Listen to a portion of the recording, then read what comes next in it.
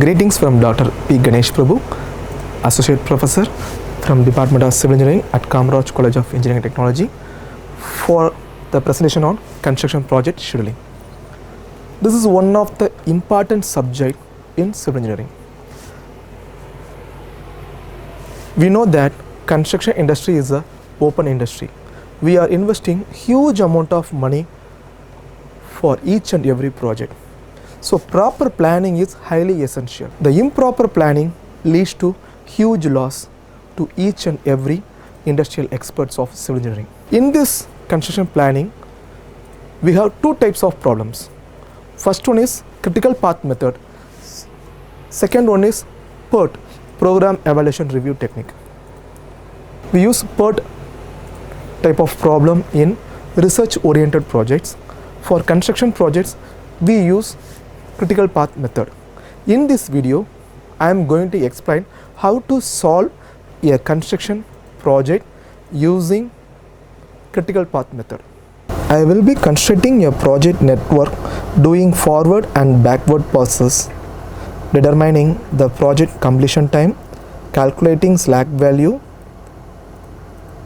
and finally setting the critical path.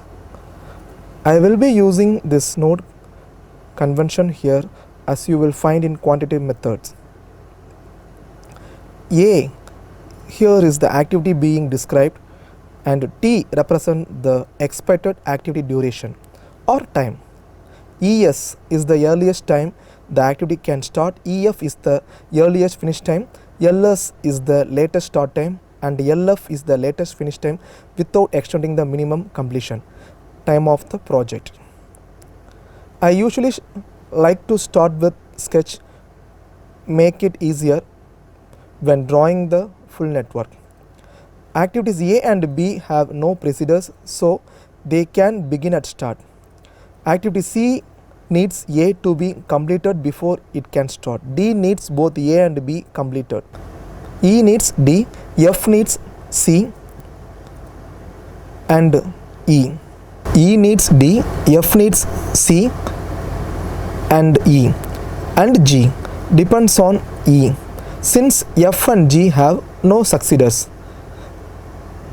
they go to finish. So here is the network with the activity nodes displaying the letters and times.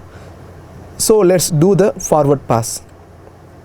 A has no precedent, so it is earliest start time will be 0 or right away.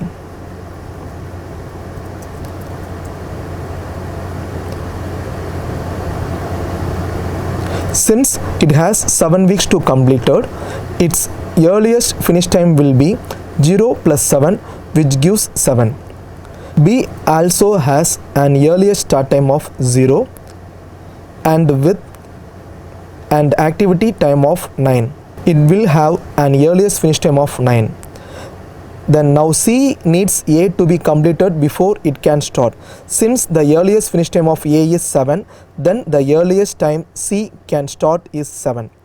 And with an activity time of 12 weeks, C will have an earliest finish time of 12 plus 7, which gives 19. D on the other hand needs A and B to finish before it can start.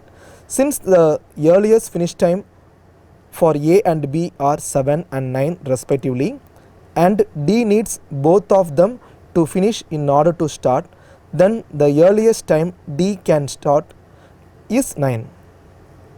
The highest of earliest finish times preceding an activity will be the activity's earliest start time. So D finishes at 8 plus 9, which gives 17. E here has only one precedent D, and so can start at 17 and finish earliest at 26. F has precedents C and E. Since the higher earliest finish time is 26, F can start earliest at 26 and finish at 32. G also can start earliest at 26 since it has only one precedent E, and G can finish earliest at 26 plus 5, which gives 30. Note here that although G is the latest letter, it does not have the highest earliest finish time because F has 32. So we say the project completion time is 32 weeks. The project completion time is the highest of earliest finish times at the finish nodes. Now let's do the backward pass. Since project completion time is 32 weeks, the latest finish time for the activities at the finish node F and G has 32. That is, F and G cannot be completed in longer than 32 weeks. Next, we obtain the latest start time by subtracting the activity times from the latest finish times. For G, latest start time will be 32 minus 5, which gives 27. For F, the latest start will be 32 minus 6, and that gives 26. Now E has two succeeders F and G. Their latest start times are 26 and 27. As a result, the latest E has to finish has to be 26 in order for F to start. In essence, when doing backward pass, the latest finish time of activity must be the minimum of latest start time of its succeeders. Thus the latest start time for E will be 26 minus 9, which gives 17, and the latest start time will be 17 minus 8, which gives 9 for D.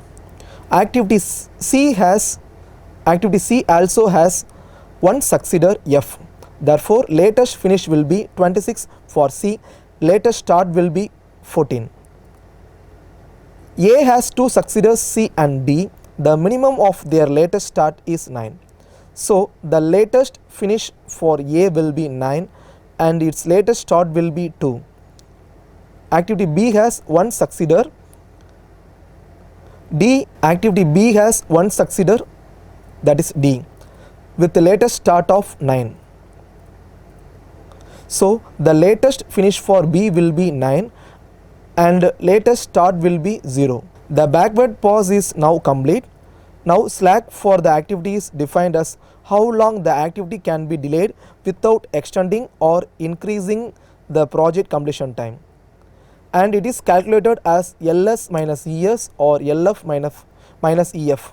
So the slack for A will be 2 minus 0 or 9 minus 7, which will be 2. The slack for B will then be 0, for C will be 7, for D will be 0, E will be 0, F will be 0, and for G it's 1. Note, for example, the activity C can begin anytime between week 7 and 14, and it can be finished anytime between week 19 and 26. Thus, C can be delayed for up to 7 weeks and the project will still be completed in week 32. Activity B, D, E and F on other hand cannot be delayed at all without extending the project completion time. So for example, if D is delayed by 2 weeks, then the project completion time will be extended by 2 weeks as well as from 32 to 34.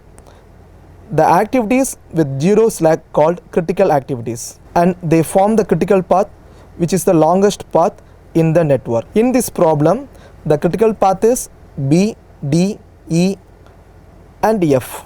I hope you understand the basic concept of critical path method. Thanks for watching.